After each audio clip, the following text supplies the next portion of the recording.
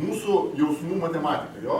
Vadinasi, čia yra pas mus laimės ašis. Vadinasi, čia yra laimingas žmogus.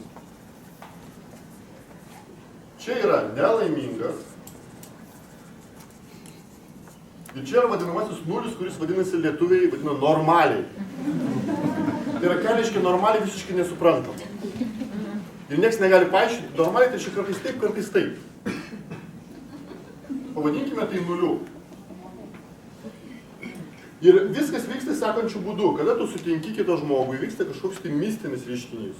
Gal jis yra susijęs su dvasia, siela, o gal jis susijęs su chemija, o gal dar su kažkuo, tai yra pilna visokių idėjų, bet vyksta toks dalykas. Laimės jausmas pradeda didėti.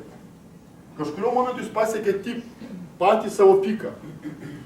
Tuo momentu mes atrodom bepročiai. Dėl ko? Dėl to, kad visi aplinkiniai žiūri, pavyzdžiui, tą žmogų, kurį tu myli, sako, tu pažiūrėk, jisai tinginys, tikrai neuždirbs pinigų, paliks tave, visi taip mato. O tu, kurie myli, nematai to. Tu jame matai princą, tu matai, kad jisai dėka, tu šalia tavęs jis tikrai pasikeis. Jo čia pas moteris taip yra. Aš jį pakeisiu. Tu taip, dėl to mes sakom, kad žmogus prarado protą, suprantat? Nes aplinkui visi turi protą, o jisai neturi protą. Tokiu būdu, kada mes esame laimingi, kitame žmoguje mes matome talentus, mes matom nuostabius dalykus. Tai yra tokia pozityvi projekcija. Photoshopas veikia, mes dapaišom, pripaišom įvairių gražių dalykų tame žmoguje. Neblogai, aš tiesiog konstatuoju faktą. Tai, ką aš pasakosiu visą paskaitą, ne vienas žodis nėra apie tai, kad ir gerai ir blogai. Kai lietus lyja, arba šalta, dabar čia gerai ir blogai. Tiesiog taip yra.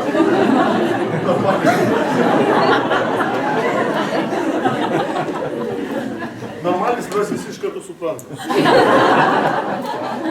Bet jeigu pasakyti, pavyzdžiui, kad man labai patinka, kai kurie nesupras. Dėl to, kad jiem nepatinka.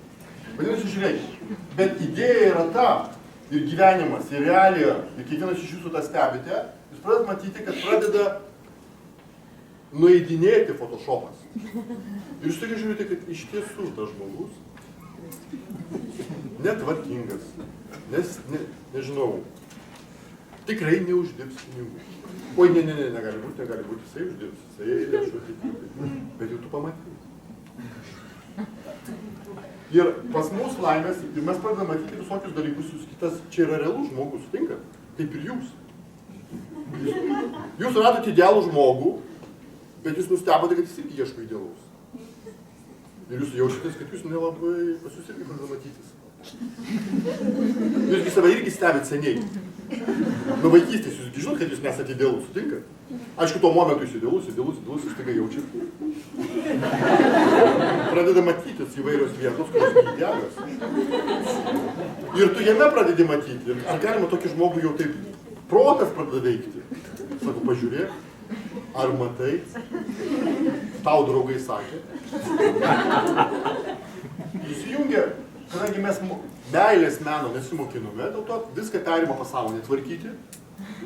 Ir jinai pradeda po truputį optimizuoti. Ta, vadinasi, laimės jausmas mažėja. Mes grįžtam į protą. Jūs pastebėjote, kad atėjo tas momentas normaliai. Ir mes gyvenam kartu normaliai. Tai reiškia normaliai, kaip atrodo, tada taip.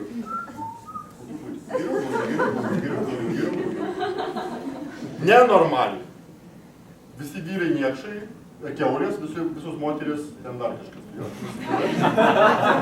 Kada nueina į minusą. Ir tu jau pasidarai nelaimingas. Ir tada reikia skirtis. Kadangi mes nei vienas nesimokinom gyvenime, kaip būti mylimuoju, kaip būti meilužiu arba meilužė, kaip būti tėčiu, mama ir taip toliau. Mes tai, jūs pastebėjot, kad niekas nesimokino, bet visi moka. Vat niekas negali nueiti į darbą, sakyti, ateiti į kokį nors, nežinau, banką ir sakyti, aš būsiu vadovas. Tau svarbu buvai vadovu. Ne, bet leiskit man. Jum leidžia ir jūs pradedat vadovauti. Nesąmonė, sutinkat? O dabar, aš myliu tave, mes esam vyras ir žmona. Ir dabar tu jau pradedi, tau nereikia nieko mokintis, nieko tobulėti, nieko stebėti, tu iš karto pradedi gyventi. Irgi toks tas absurdas, man. Tai reiškia, kad tu pasitikį kuo? Pasąmonė, nes pasąmonė, jinai pradeda autopiloto būdu vairuoti. Dėl to, kad autopilotas vairuoja, visada atsiranda avarijų. Tai reiškia, laimės jausmas nuimamas ir optimizuojama ir atsiranda normalus gyvenimas. Geriau, blogiau, geriau, blogiau, geriau, blogiau, geriau, blogiau, geriau, blogiau. Ir jisai sukuria ką? Jisai sukuria elementarų prisirišimą ir saugumo jausmą. Prisirišimas. Jeigu čia ir saugumas. Prisirišimas tai yra saugumo jausmas. Saugumo jausmas.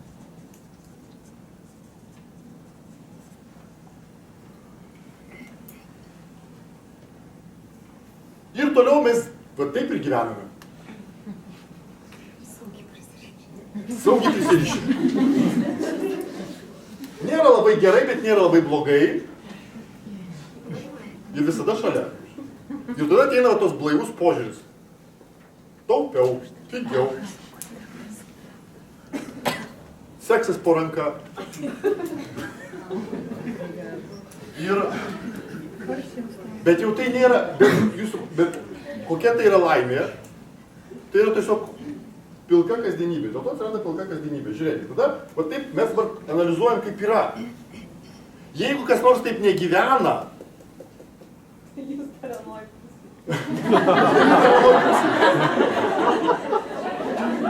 Arba žinote žmogų, kuris taip negyvena, tai reiškia jisai tikrai arba to mokinosi, kitokio kažkokio būdo, arba jisai va šitoj stadijoje. Arba tai yra iš tiesų realus išimtis, kurį patvirtina taisyklė.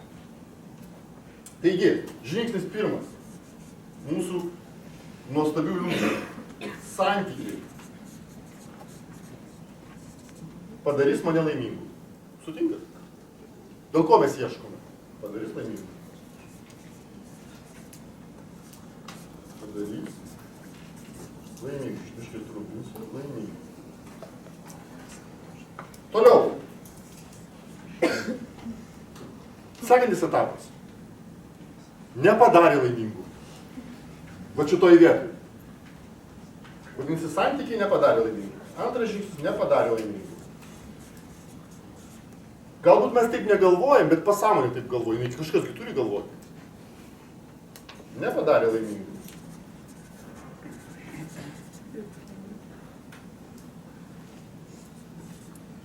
Ką daryti? Tada atsiranda klausimas pasąmonė, ką daryti. Ką daryti reiškia, tu bandai kažką daryti, matai, kad niekas nesikeičia, dėl to, kad tugi nemokėjau santykių atnaujinti, nelankėjau jokių kursų, gyvenime netobulėjai, jeigu netobulėjai, dėl to tu, supranti, visą santykius iki to laiko formavo tavo pasąmonė, intimų gyvenimą, gamta. Tai reiškia, pabandau, nieko nesigauna ir tada atsiranda sekantis klausimas, bet šitoje vietoje koks? Gerai, su santykis nesigavo, kas mane padarys laimingu? Tai va, jo. Tada iš kitos yra klausimas, kas mane padarys laimingu? Laimingu. Ir tada prasideda nauja kelionė, trečias žingsnis. Ir vieni pabando, dar susiranda kitą. Susiranda kitą, vėl pakartoja piką ir vėl papuola į duobėtą kelią. Vadinasi, galima daug kartų bandyti, dėl to vienim tai yra kitas partneris. Treti, pavyzdžiui, galvoja, okei, vaikai. Vaikai padarys laimingų. Ir padaro. Kiti galvoja darbas. Taip, padaro. Kiti galvoja, pavyzdžiui, malonumai kažkokie. Kelionės. Malonumai. Padeda. Dar kiti dvasiniai ieškojimai. Ir pradeda medituoti. Ir ne tik medituoti. Dvasiniai ieškojimai. Vadinasi, su santykiais nieko nesigavo, mes juos metėme ir tada užsiimam kažkuo. Tai vyrai dažniausiai metasi darbai, karjera, malonumai. Moterys, vaikai ir viskas tvarkoja. Šitie dalykai tikrai gali atnešti laimės jausmą. Bet santykiai tai juk lieka. Sutinkate? Ir jie yra būsinoje va tokioj. Tuo vietu tu nesi laimingas. Vat įsivaizduokit, jeigu jūsų kūnui jums skauda kairę ranką, bet dešinės ne. Ar jūs jaučiatės, kaip jūs jaučiatės bendrai? Jaučiatės sveikas? Ar jūs guodžia, kad kojos neskauda kairės, dešinės, galvos neskauda, inkstų, kepenų, plaučių, širdies, neskauda? Ar jūs tai ramina? Kartais ramina trumpam, bet vėl prisimet skauda kairę ranką. Tai va taip yra su gyvenimu. Santykiai, tu iš vaikai, darbas, tu užsimiršti ir likti laimingas, po to grįžti. Pamatai jį arba ją ir prisimeni skauda. Vadinasi, ar tai yra išeitis? Tai yra labai faina, ką galima daryti, bet mes negalime išmesti santykių. Net, pavyzdžiui, dvasiniai ieškojimai, žmonės pradeda medituoti ir taip toliau, bet jie negali išvengti santykių. Tu negali jų išvengti, jie neišnyksta. Tu esi žmogus, kuriam reikalingi santykiai. Ir kuo tu labiau jų vengi, tu labiau norisi. Va tai yra tiesa. Vadinasi, ir mes negalim, nemokam, tiksliau, tapti laimingais santykiuose ir visokiais būdais bandom pabėgti nuo tų santykių, kažkur kitur tapti laimingais, bet galiausiai tenka pripažinti, kad ten irgi kažką reikia daryti. Vadinasi, jeigu jūs dabar šitoj vietoj, nesijaudinkit ir tai praeis. Jeigu jūs esate šičia, nesijaudinkit ir tai praeis. Kartais geriau, kartais blogiau, kartais geriau, kartais blogiau, o vis tiek tikim, kad bus geriau. Dėl to, ką aš siūlau? Aš siūlau, kad negalima pasitikėti tomis programomis, kurias mums įdėgė tėvai, proseneliai, proseneliai, kaip turi gyventi vyras ir moteris. Mes turim patys sąmoningai, ne tik naudotis autopilotu, tai yra pasąmonė, bet patys sąmoningai vairuoti santykių laivą, intimus gyvenimas. Nereikia vien tik tai gamtai, nes gamta kartais irgi gali užstrigti, kada protas įsijungia. Vadinasi, ten reikia irgi kažką mokėti. Dėl to pagrindinė idėja, kurią mes su Andriu irgi populiariname Lietuvoje, ir aš džiaugiuosi, kad jinai atsišaukė, kad reikia tobulėti ne tik profesiniai sferoje, bet reikia tobulėti ir meilės mene, santykių mene, kuris vadinasi menas būti laimingu kartu. Ir tai yra menas, tai nėra įgūdis, tu išmokai ir viskas. Aš išmokau, kaip mylėti moterį, toj pritaikysiu. Tai neįmanoma, tai yra menas, tu visą gyvenimą to gali mokintis. Ir tada gaunasi kas? Kokia alternatyva? Tai, ką mes siūlome su Andriu, Matematikos magijos mokykloje ir tai, ką aš jums siūlau šičia. Mes pradedam ir vyksta normalus, nuostabus pikas, santykiai. Toliau yra, tas pikas irgi leidžiasi, nes mes kažkokį tai, kiekvienas santykis susituri savo ritmus. Ir atsiranda lengvas nusileidimas, po to tu vėl mokiniesi, atrandi naujas pamokas, jas išmoksti, vėl naujas pikas. Po to vėl ritmas tam tikras, po to vėl kyla, leidžiasi ir taip iki begalybės. Tokie slėniniai orgazmai. Čia yra pikinis orgazmas, malonu, mėnesis baigėsi, santykiai, po to ilgas, nuobodus gyvenimas. O čia yra nuolatiniai orgazmai. Aš nesakau, kad tai yra tiesiai. Čiagi gyvas santykiai negali būti tiesiai. Tai yra tam tikri ritmai, kuriuose gyvena pora, bet jinai jos praeina. Jinai praeina tam tikras krizes, bet nekrenta į neapykantą prisirišimo jausmų ir saugumą. Va tai yra toks judėjimas, jeigu tu priimi santykius kaip pamoką, gyvenimo pamoką, kur galima mokintis. Ir meilė, kuri vyksta tarp tavęs ir kito žmogaus, tai yra demo versija, kas gali tarp jūsų vykti. Suprantat? Tai nėra, kad jau tai vyksta. Tai yra pasiūlymas taip gyventi. O mes galvom, kad tai jau vyksta. Taip tai vyksta, tu patiri jau iš anksto, kas gali būti, jeigu jūs abudu tobulėsite santykiuose. Dėl to, jeigu jūs norite to, jūs galite tobulėti. Tobulėjimas, jūs nesupraskite, kad aš kviečiu čia į kursus. Tobulėjimas vyksta gyvenime. Tai yra mokinimasis, tu tiesiog nuolatos mokiniesi santykius. Mes apie tai pašnekėsim, ką reiškia tas mokinimasis santykius. santykių meno. Bet visą idėją mes keičiame į tokią visiškai nerealią kreivę, kaip gali gyventi pora. Tai va čia yra pirmas žingsnis, kuris susijęs, kokia yra reali situacija. Bet tam, kad mes pakeistume tą realią situaciją, tai ką aš siūlau, reikia iš tiesų suprasti priežastis, dėl ko pas mus va tokie pikai vyksta. Kodėl taip yra? Vat, kodėl tu myli ir po to meilė nublanksta? Kodėl meilė anksčiau ir vėliau virsta prisirišimu? Kodėl seksualinis gyvenimas pradžioj yra nuostabus, o po to tai yra normalu? Ar gali būti kitaip? Kokia priežastis?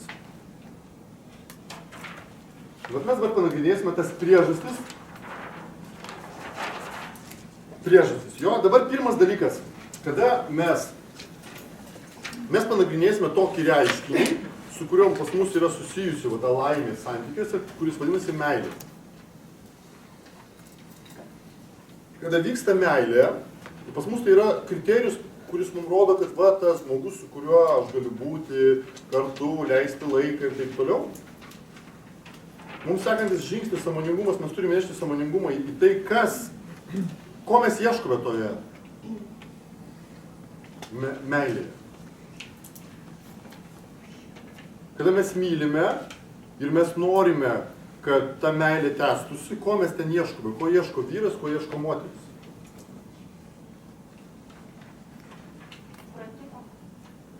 Supratimo, aistros,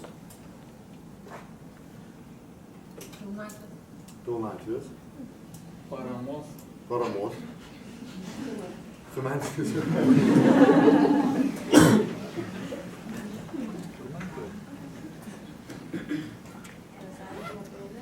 Besąlyginio priėmimo. Jo, labai įdomu, panagrinėkime. Jo, dėl to, kad mes labai dažnai panagrinėkime patį požiūrį, mūsų požiūrį į tai, kas yra meilė ir ką jinai gali duoti.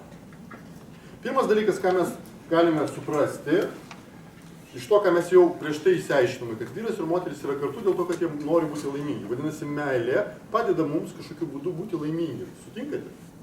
Tuo momentu, kai jinai vyksta, mūsų viduje yra kažkokia būsena, jausmas, jisai viduj. Kad aš esu laimingas.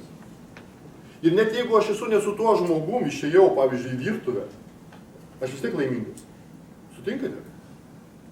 Net jeigu aš į darbą nuėjau ir mano mylimasis kitam darbe, tu vis tiek esi laimingas arba laimingas. Sutinkate? Vadinasi, tai gyvena viduje. Tas žmogus kaip ir netgi nesusijęs. Iš tiesų. Jeigu taip logiškai galvoti. Jeigu nelogiškai ir stereotipiškai, tai aišku susijęs, nes jisai užkūrė tai. Aš jį pamačiau ir tai prasidėjo. Bet pabandykim dabar pasigilinti į tai. Tai labai įdomus ir kada mes gilinamės į tą jausmą, kas tai yra per jausmus, kokios tai yra emocijos, kokie išgyvenimai, kokie patyrimai, mes iš tiesų grįžtame į pačius pirmuosius patyrimus, kada mes patyrėm tą meilę. Ir iš tiesų kiekvienas iš mūsų,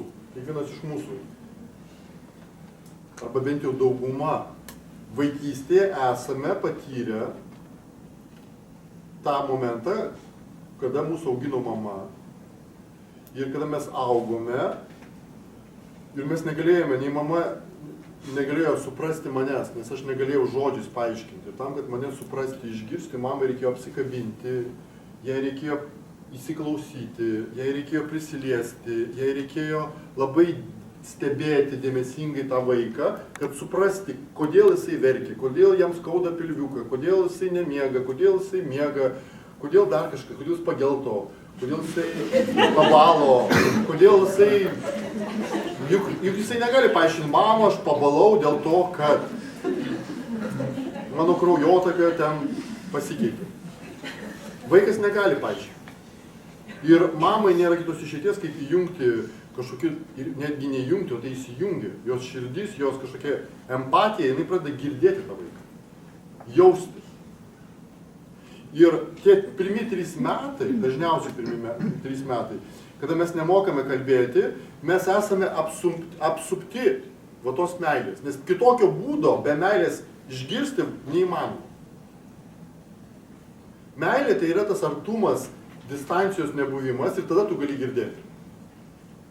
Suprantate, tai yra, tu turi, ir tada įdomus reiškinys, tai ir yra tas iki 3 metų.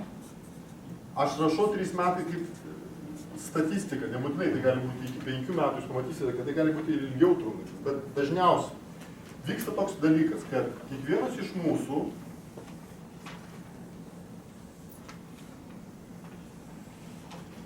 patiriame nuostabų jausmą, kuris vadinasi besąlygiška meilė.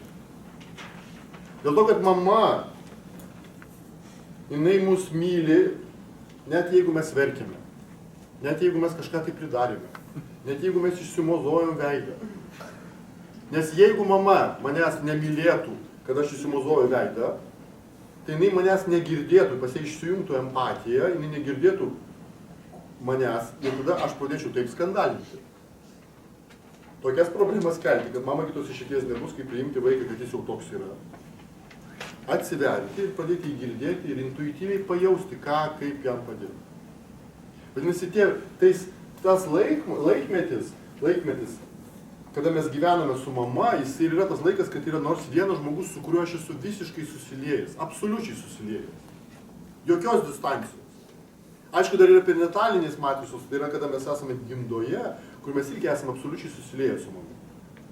Ir paradoksas yra tas, kad tas susiliejimo jausmas, kurį kiekvienas iš mūsų turime, kai buvom gimdoje ir kada pirmus 3 metus, ar daugiau, kada mes esame absoliučiai susilieję su kitu žmogum. Tas jausmas, jeigu kiekvienas iš jūsų jį prisimintumėt, jis yra laimės jausmas. Suprantate? Tai yra ekstazės jausmas, tai yra nuostabus jausmas. Tai yra labai labai stiprus, teigiamas, totalus išgyvenimas, kuris vyko mūsų kiekvieno gyvenime.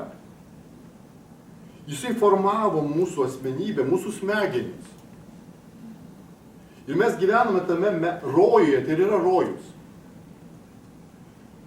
Ir tai yra tai, ko mes iš tiesų ieškome dabar, kada suaugome, ieškome, kad kitas žmogus man gali tai padėti patirti. Ir tai yra pirmas stiprus išgyvenimas, kuris ir sukuria tą giluminę motyvaciją, ieškojimo to saldumo, tos ekstazės, to ištirpimo meilėje. Kad tave apsikabina žmogus ir visiškai nesvarbu, koks tu esi. Bet tu jauti, kad tas žmogus absoliučiai tave priima. Tu ištirpsi ir tu patiri tą ekstazę. Tai yra tas jausmas, kurio mes ieškome. Ir tas jausmas, jisai yra aplinkui tave, suprantate? Kada vaikas auga, tai yra ta vadinamoji meilės erdvė, jinai aplinkui tave. Ir jinai atrodo tokiu principu, jo, kad kada mes augame, kaip dabar pereinam nuo poetinių kalbų prie psichologinių terminų. O kas tai yra? O ta meilės erdvė, mes žinom, kad tai yra meilės erdvė. Vieni jos turėjo daugiau, kiti turėjo mažiau, pas kai kurios tai gali tęstis ir iki 12 metų. Ir labai įdomus dalykas, pas kurios labai ilgai trūko, tie žmonės labai lengvai moka mylėti. Pas kuriuos labai trumpai, jiem labai daug sunku mylėti. Bet čia atskira tema, apie ją truputį kitaip reikėtų šnekėti, bet idėja tokia, kad kada mes augame toje meilės erdvėje, meilė aplink, jinai mums pasireiškia kaip pirmas dalykas – dėmesys. Tai reiškia, kada mes mūsų nesupranta žodžiais, mes nekalbam žodžiais, mama yra be galo mums dėmesinga. Ir kada jau vaikas pradeda šnekėti, visos mamos pajaučia palengvėję, nes galima kaip distancinis pultas atsiranda. Tu jam pasakai, jisai tau atsako, kaip tu jautiesi? Gerai, gerai tai gerai. Arba tas anekdotas, kada, negerai. Vadinasi, dėmesys. Mes tada jaučiam, kad mumis domis. Ir tai lydimas tos ekstazės. Toliau, mes visada jaučiame, kad mus palaiko. Sutinkate?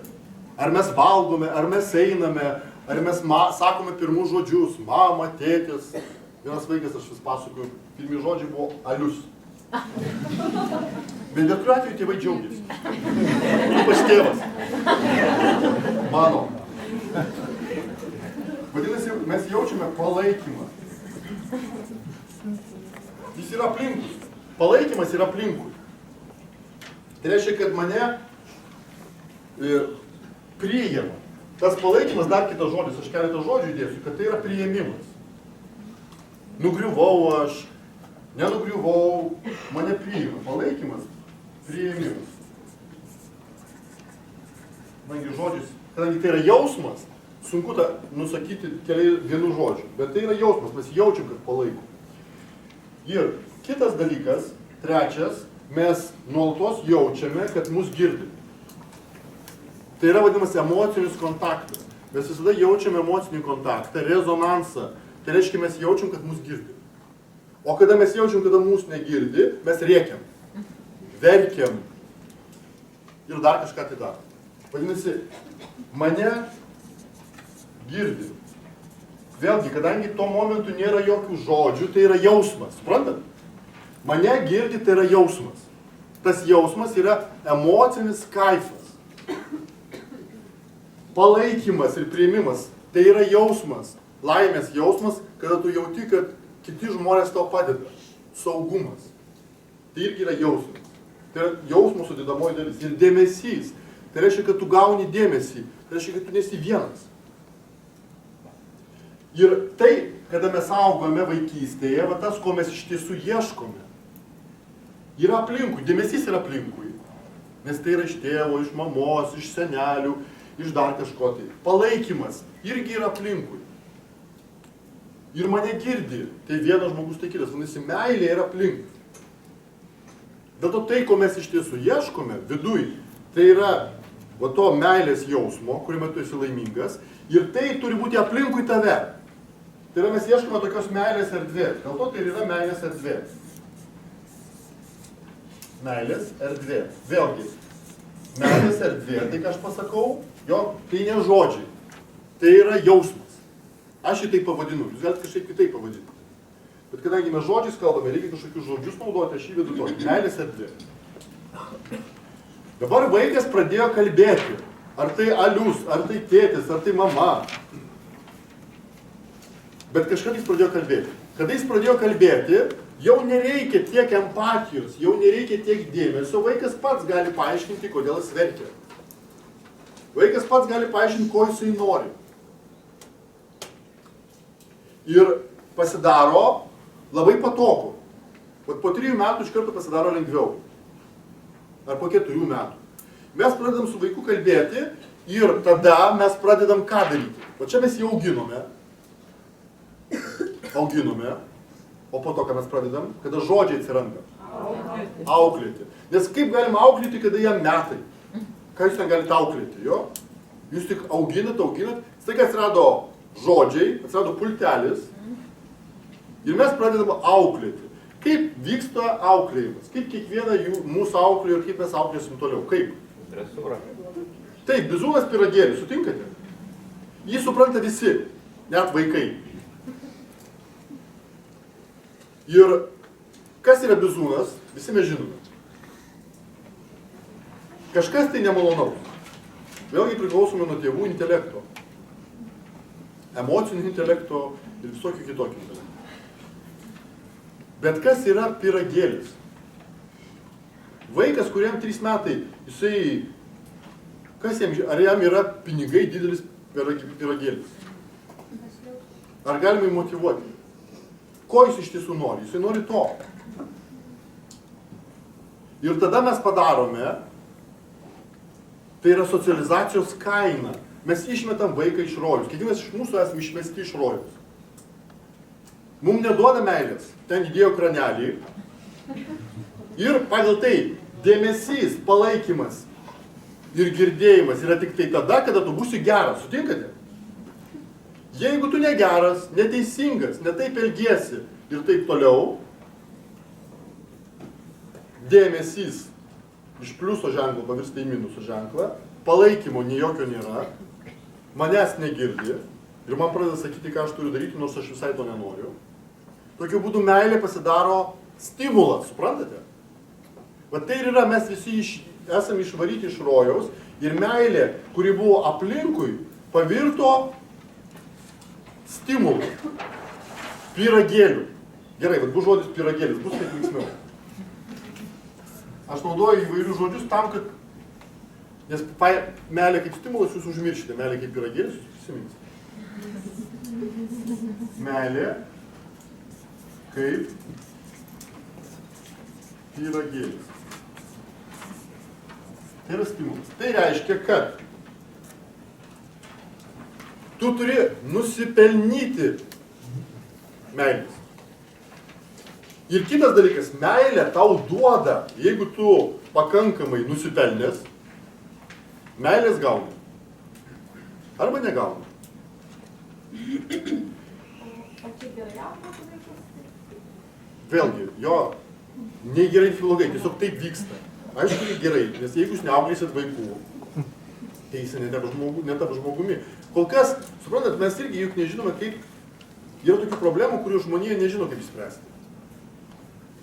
Ir socializacija, jinai taip vyksta, tam, kad žmogų padaryti socializuotų žmogum reikalingas auklėjimas. Ir vieni tėvai sugeba išlaikyti tą meilės erdvę ir auklėja vaiką visai kitaip, o kiti ne. Vėlgi niekas nesimokino tėvais būti dėl to, kaip jau ten gaunasi. Ir tai lieka pėdsakas. Pavyzdžiui, mano tėvas yra pedagogas. Dėl to mano mama, jinai mane augino kaip visos mamos. Arba bizūnas, arba pyragėlis. Jeigu aš ką nors blogai padarydavau, gaudavau bizūnų, jeigu ką nors gerai, pyragėlį. Mano tėvas, jisai pedagogas, dėl to jisai man skaitydavo paskaitas. Bet ką aš blogo padarydavau, jis mane pasusodindavo, valandą šnekėdavo. Jam tai patiko ir man patiko, nes tai ne bizūnas, bet kuriuo atveju tai yra dėmesys, palaikymas. Ir aš labai anksti pajaučiu poreikį skaityti paskaitas. Dėl to man labai patinka, mano kolegos visada sakydavo, tu turi begalinę kantrybę. Tu turi jiems ten bizūnų mojuoti ir tada jie išmoks. Bet man taip natūraliau. Kiekvienas iš jūsų turite irgi niuansus, bet mes imam bendrą tendenciją. Vaikus reikia auklėti. Kitos išeities nėra. Ir mes turime pamatyti, kaip tai vyksta. Auklėjimas vyksta, vėlgi labai aiškių būdų. Jisai vyksta vadinamosios socialinio spaudimo ir socialinės sugestijos būdu. Vadinasi, jisai vyksta pas visus vienodai, jeigu kalbėti vėlgi tokia mokslinė kalba. Tai reiškia, kad tie 3 kriterijai, kurie mums buvo susijęs su meilės erdve, dėmesys, girdėjimas ir palaikymas, pakeičiamas į 3 kitus. Socialinis spaudimas. Tai yra, jisai pakeičiamas į reikalavimus. Kadangi vaikas jau supranta žodžius, ir pirmi žodžiai, kuriuos jūs supranta blogai, gerai, po to išmoksta teisinga, neteisinga, po to reikia, nereikia, ir daug visokių kitokių žodžių. Ir tokiu būdu mes žodžiais vaikui galim paaiškinti reikalavimus. Ir aš kažkada atsimenu, man tas vaizdas, kad aš bėgiodavau, gyvenau Pilaitėje ir ten po tokį parką bėgiodavau. Ir ten tokia didelė smėliadėžė, kur toj smėliadėžėj būdavo 10 mažų vaikų žaidžia. Ir 20 visokių močiučių, mamų ir taip toliau aplinkų. 20, tai 12. Tie vaikai gyvena, tai reiškia, jie ten kažką tai daro su tos smėlių žaisliukais ir taip toliau. Ir mamos viena per kitą. Nedaryk, sustok, ateik čia, neik tenai. Jos visos rėkia vienu metu. Tie vaikai žaidžia, kiekvienas girdi kažką. Vadinasi, tai yra tokia terpė, kurioje mes augam. Tai yra reikalavimai. Ir kaip vaikas negali suprasti, kodėl reikia valgyti su šakute, kol jisai neišdresiruojamas. Ir dėl to, jeigu mes įvykdom reikalavimus, mes gauname meilės. Tai yra dėmesio, palaikymo ir taip toliau. Jeigu mes neįvykdom reikalavimų, mes esam baudžiami ir negaunam. Sutinkat? Toliau, socialinė sugestija. Tai reiškia, kad yra reikalavimai, kuriuos reikia būtina vykdyti. Ir yra kitas dalykas, kuris vadinasi sugestija. Tai reiškia, lūkesčiai. Mes vaikui inirtingai pasakojam, ko mes tikimės iš jo. Bet jisai gali ir nebūti to. Bet mes suprantame, dėl to yra lūkesčiai. Lūkesčiai. Tai reiškia, tėtis tikisi, kad sūnus bus toks kaip jisai. Domėsis to, ko jisai domisi ir taip toliau. Jisai negali jo priversti domėtis to, ko jisai domisi, pavyzdžiui, ten, nežinau, boksu. Bet jisai tikisi. Mama tikisi dar kažko. Vienų dalykų mes tikimės iš mergaičių, kitų mes tikimės iš berniukų. Sutinkate? Ir lūkesčiai tai yra toks, žmogus yra sugestuojamas arba programuojamas. Labai dažnai mes tai netgi vadinam savais norais. Pavyzdžiui, tėvai norėjo būti žymiais muzikantais ir nebuvo. Dėl to tikisi iš vaikų, kad vaikai bus tais muzikantais ir vargšai vaikai tampa muzikantais. Nelaimingais muzikantais. Nebūtinai nelaimingais, bet kartais, jeigu tai nėra jų tikrasis noras, iš jų tikėjusi, jie tapo. Ir jeigu įsivaizduokit, jūs turit savo vaikus ir jūs taip pat, tai jūs ateinate ir pasakojate savo tėvams, kad jūs gyvenate visiškai kitaip, negu jie tikėjusi. Ką tėvai daro? Jie iš karto prisimena, kad tie tėvai pradeda jūs toliau auklėti. Tai reiškia reikalavimai, padeda jums suprasti, ko jie tikisi. Ir sekantis dalykas, jie jums sako, kokie yra idealai. Idealai. Pagal kurios tu turi gyventi. Vadinasi, tie idealai, kurie formuojami, jie irgi auklėja žmogų. Vadinasi, jeigu mergaitė mokykloje nuo kažkurios tai klasės, yra kažkokių klasių, kur jinai gali būti visos mergaitės fainos, puikiai jaučiasi savivertė, nuo to nepriklauso, kaip jinai atrodo, bet nuo kažkurios klasės staiga jo savivertė pradeda priklausyti nuo to, kaip jinai atrodo. Dėl ko? Dėl to, kad klasėje yra idealai. Ir jeigu tu nepataikai idealą, tai pavyzdžiui, negraži mergaitė, kame problema? Mokykloje. Visi vaikšto, visi mokinasi. Kodėl? Kokia problema? Ta mergaitė mažiau myli. Sutinkate?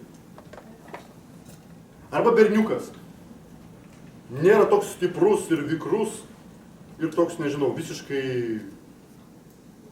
atsilieka fiziniam kažkokiam tai savo pasiruošimui negu kiti. Vėlgi netitinka kažkokio idealo. Vėlgi jam atrodo, ne taip, kad yra, bet jam atrodo, kad jį mažiau myli.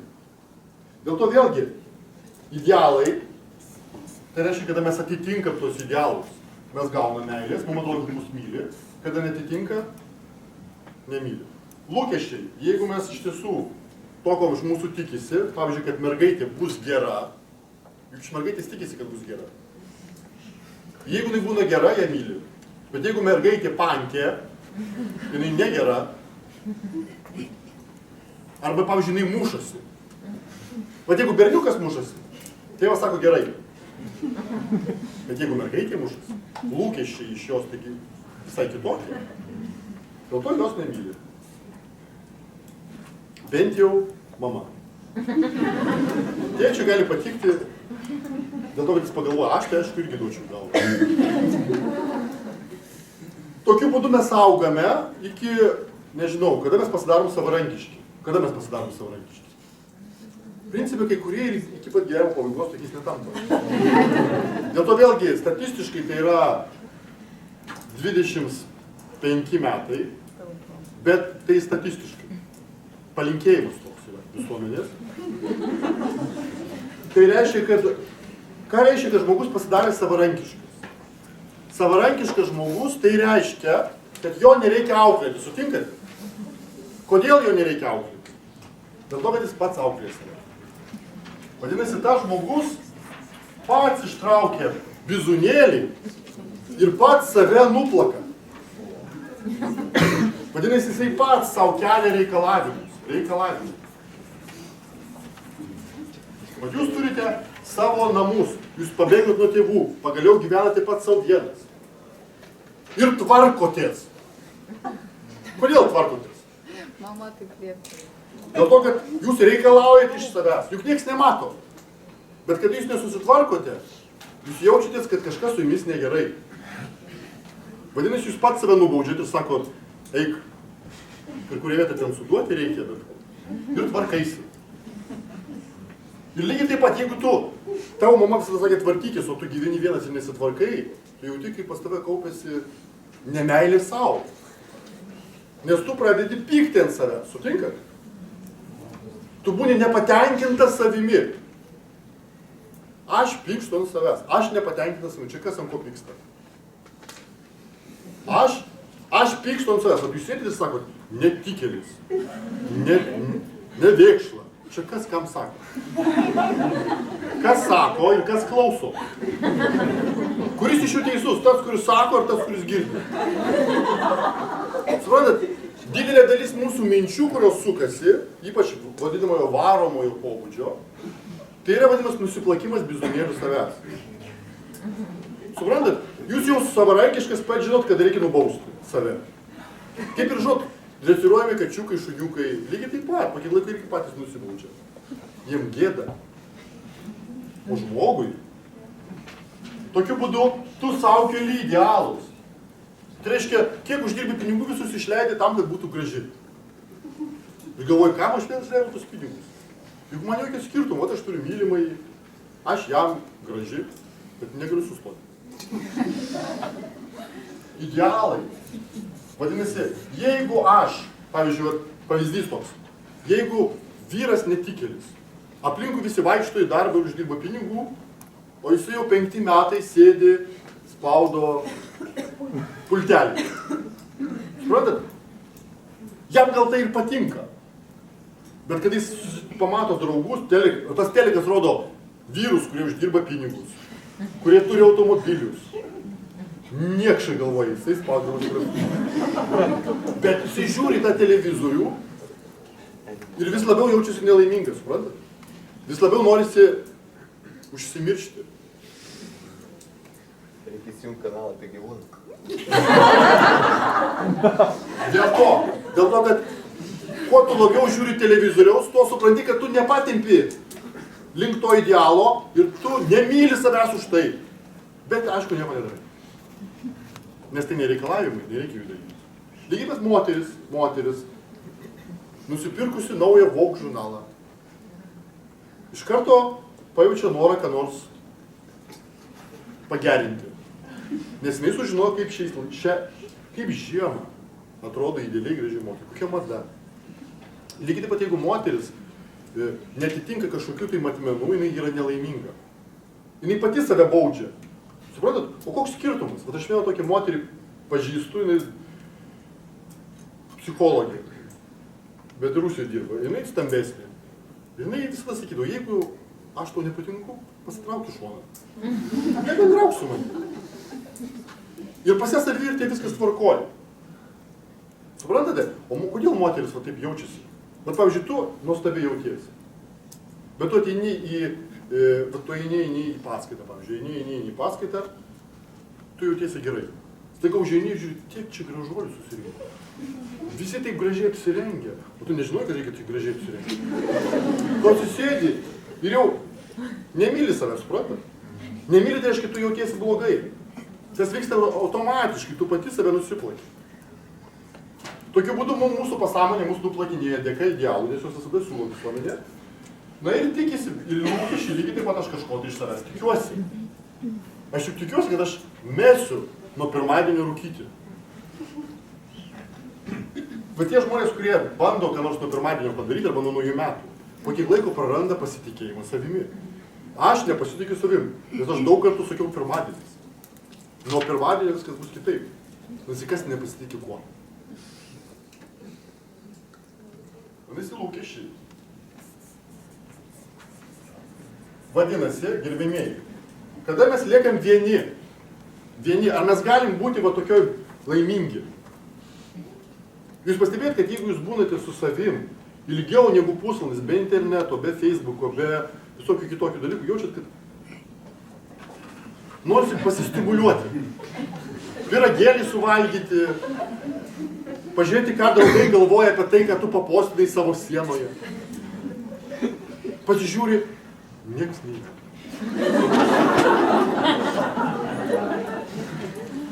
Aš mėgstu tą dainą ir niekam tai neįdomu.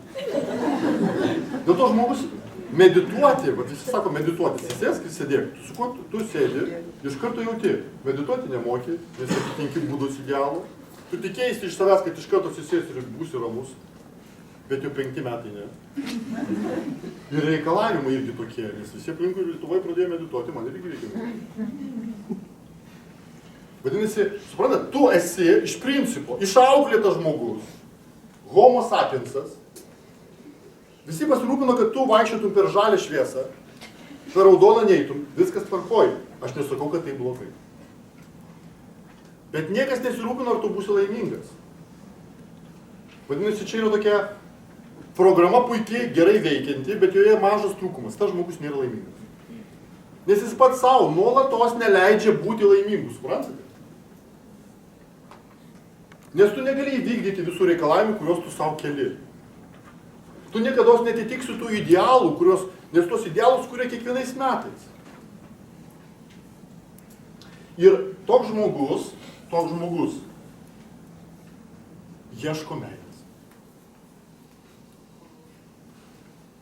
Taigi, kas vyksta, kada suprantat, mes sutinkam juk netgi tą nuostabų mylimąjį, kuris galbūt idealus yra.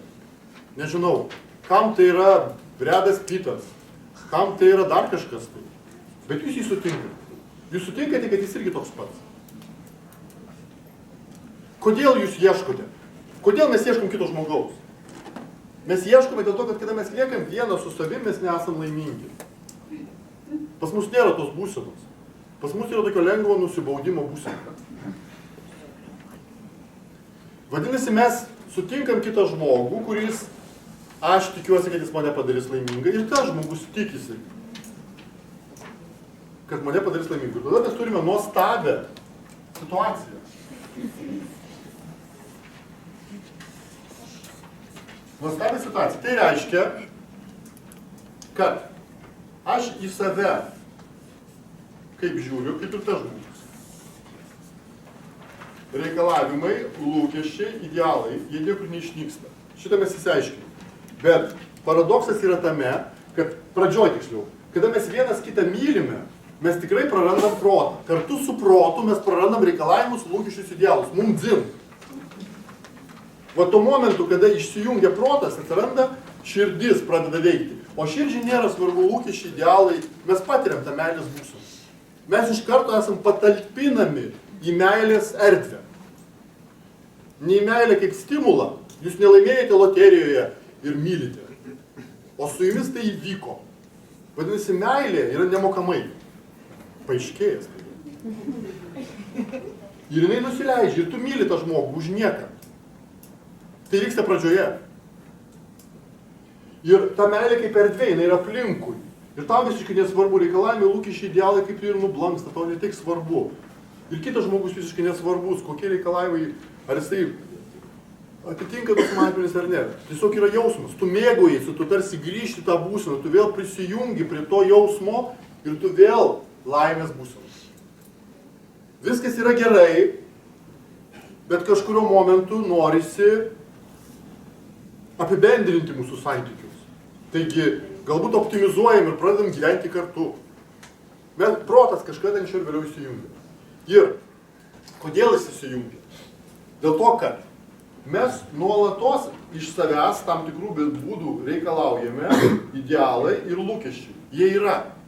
Tai reiškia, kad mes lygiai taip pat pervedame ir reikalavimus į kitą žmogų.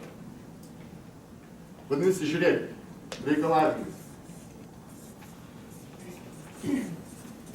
Jeigu, paimsiu tokį pavyzdį, jeigu aš iš savęs reikalauju namuose tvarkytis, ir jeigu aš nesitvarkau, aš jaučiuosi blogai, įsivaizduoju tokį variantą. Manau, kad ne visi, bet Dabar įsivaizduokit jūsų mylimasis, kurį jūs mylite. To nedaro. Nes nenori. Ar jūs galite į tai ramiai žiūrėti? Ir kiek laiko? Vadinasi, kol dar yra neapiforminti jūsų santykiai, jūs dar laikotės. Bet kai kelio atgal nėra, tai yra visuomenė pripažino, kad mes vyras ir žmona ir taip paprastai nepabėgsime.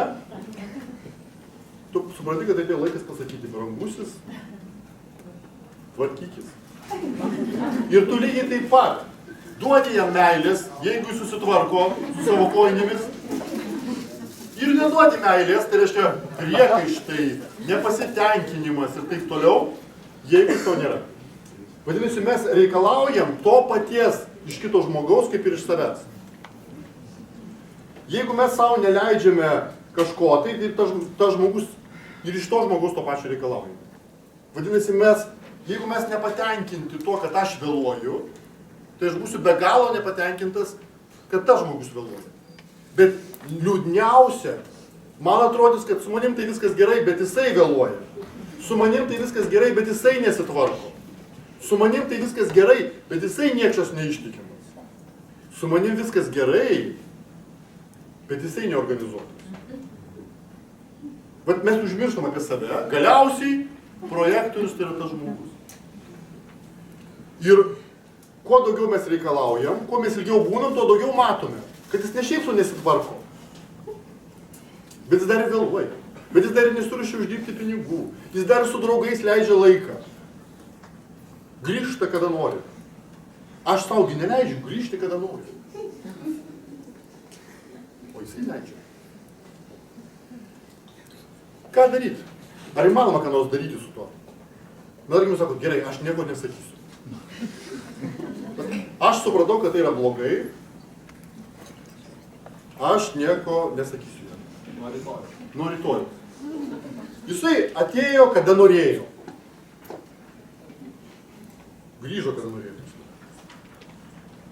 Aš nieko nepasakiau. Kitą dieną vėl atėjo, kada norėjo. Trečią dieną, kada norėjo. Tu nieko nesakei. Bet tu tai fiksavai tai. Jis į tavo pasąmonėje kalkuliavo minusus, daro didelis minusas. Ir vieną dieną jis tiesiog neišnešė šiukšlių. Ir tai buvo legalus būdas išlieti viską, ką tu sukaupiai.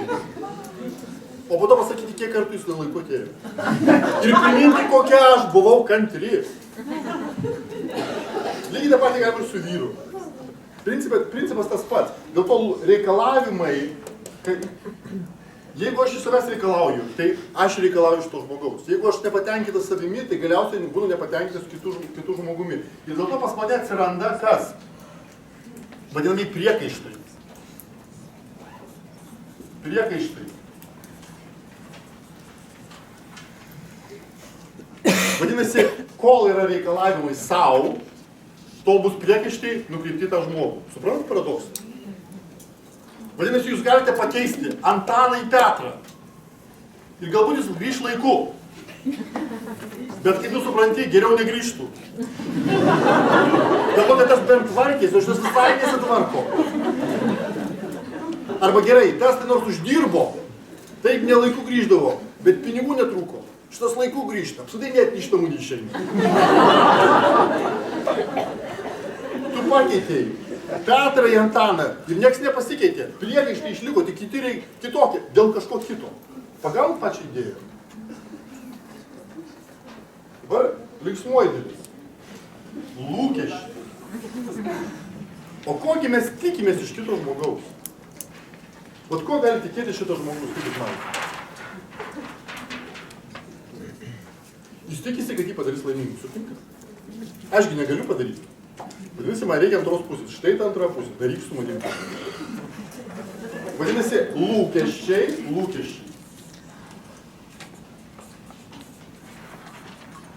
Kurie vadinasi, padaryk, aš tikiuosi, aš nereikalauju, niekas nereikalauja, padaryk mane laimingu. Bet tikisi. Sutinkat? Dabar gerbimieji, jeigu jūs tikitės, Tai kas vyksta? Nes pavyzdžiui, dieną padarė mane laimingų, 2 dienas padarė laimingų, 5 dienas padarė laimingų ir 1 dieną nepadarė. O tu tikėjai. Kas atsiranda? Nusivylimas. Vadinasi, mes pradedam nusivilti to žmogų. Nusivylimas dėl to, kad... Tavęs pažiūrėt, iš kur jis atsiranda? Nusivylimas. Dėl ko aš nusivyliau? Bet pavyzdžiui, aš tikėjausi, kad tas žmogus, tarkime, dovanos man gėlės. Tikėjausi. Jeigu tu tikėsi, kad jis dovanos gėlės, tu būtinai nusivilsi. Nes jis kažkada tai tikrai nepadovanos, kada tu tikėjasi. O jeigu tu tikėjasi ir jis nepadovanoja, tu išgyveni neigiamas emocijas. Bet jeigu tu nesitiki, pavyzdžiui, tu gyveni ir nesitiki, kad jis tau dovanos gėlės. Ir jis nedovanoja. Ar tu nusivili juo? Ne. Vadinasi, jeigu jūs nusivilite žmogum, jis nekaltas. Kaltas tu dėl to, kad tu tikėjai. Jeigu jūs tikitės, kad rytoj jums pakels atlyginimą, tikitės. Jūs ateinate į darbą ir nepakelia, jūs nusivilsite. Sutinkat? Bet jeigu jūs nesitikit, kad rytoj jums pakels atlyginimą ir ateinate ir nepakelia, jūs ramiai gyvenate. Vadinasi, bet koks lūkesčio turėjimas daro tave nelaimingu.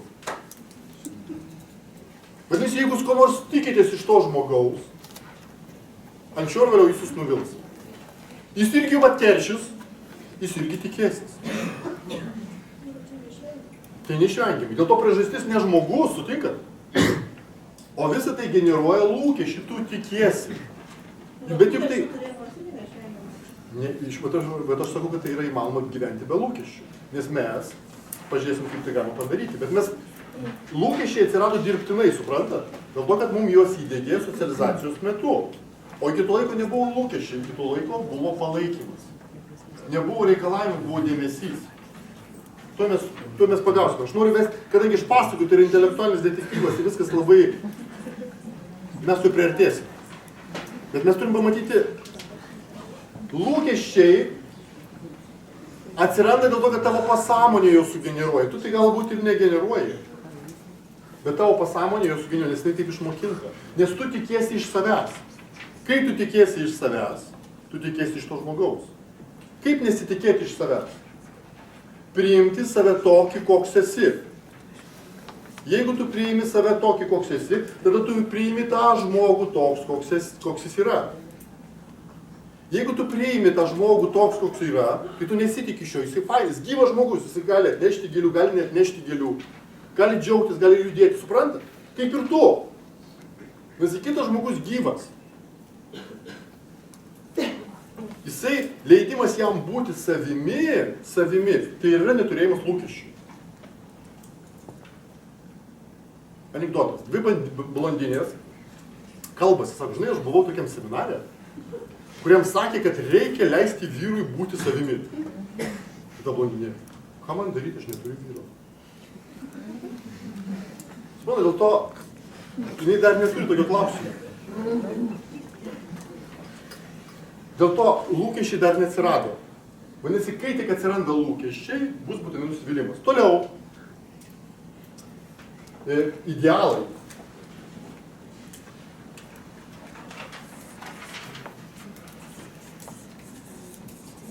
Idealai. Įsivaizduokit, kad moteris galbūt labiau supras. Jeigu vyras be galo jūs dievina dėl jūsų išvaizdos, figūros. Ir dėl to sako, būsiu su tavim brangioji, nes matau, kad tu nuostabi. Jis taip nesako, bet tu supranti. Tu atitinki jo idealą. Jūs suprantat, jūs pradėsit su juo būti dabar kartu. Jūsgi suprantat, kad jūs ilgai dirbot. Tam, kad jūs taip atrodytų, bet kaip jūs atrodote. Ir jūs suprantate, kad taip visada atrodyti jūsgi negalėsite. Bus tokių momentų, kur jūs susidėsite treningus.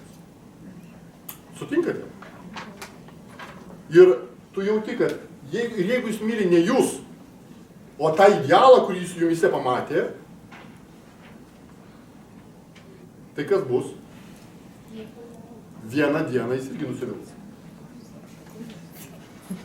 Tai reiškia, kad jis pamatys, tai tu nepamėla Anderso, tu pamėlusi Anderso. Atsiras toks pats nusivylimas. Dėl to, kada mes pradedam gyventi su kitu žmogu, mylim tą žmogų, pas mus atsiranda tokia nesąmonė, kuri vadinasi, mums tas žmogus turi visada patikti. Nes idealus žmogus, tai tas, kuris patinka, sutinka. Ir mes turim tokį įsivaizdavimą, kad aš gyvenu su kitu žmogum, kuris man visada patinka. Ar gali tai būti? Vat jūs žiūrit kiekvieną rytą į veidrodį, matot save. Ar visada jums patinka tas žmogus, kuris jūs žiūri? Iš to, kiek laiko jūs praleidžiate prie veidrodžio, galima suprasti, kiek patinka, kiek ne. Jeigu pažiūrėjai ir prastovėjai 2 valandas ir galiausiai pasirodė žmonėms, ką tu ten pamatėjai? Vadinasi, čia yra toks absurdas, kuris vadinasi, man atrodo, kad tas žmogus man visada turi patikti. Taip negali būti. Meilė tai nereiškia, kad kitas žmogus man visada patinka. Nes jis toks kaip tu.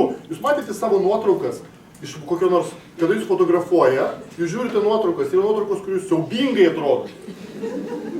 O yra iš to pačio vakarėlio nuotraukos, kurius super atrodo. Priklausomai nuo kokio kampo pažiūrėti. Kokių kampų žiūrėti. Vadinasi, tas žmogus tokia pamatys jūs tuo kampu. Ir čia yra absurdas šitoje vietoje turėti idealą. Mes kažkada turėjom tokį seminarą, kuriame aš pasakojau, susirinko vyrai ir moteris ir mes išrašėm idealus vyras. Įrašėm visas savybės. Ideali moteris, išrašėm visas savybės. Kada mes jas visas perskaitėm, mes supratom, nėra tokių žmonių. Jūs sakė, genetiškai veisti. Tai reiškia, vyras stiprus ir jautrus. Jisai ir stiprus ir jautrus, jis turi treniruotis. Jisai ir dirba ir daug uždirba ir daug laiko praleidžia su manimi.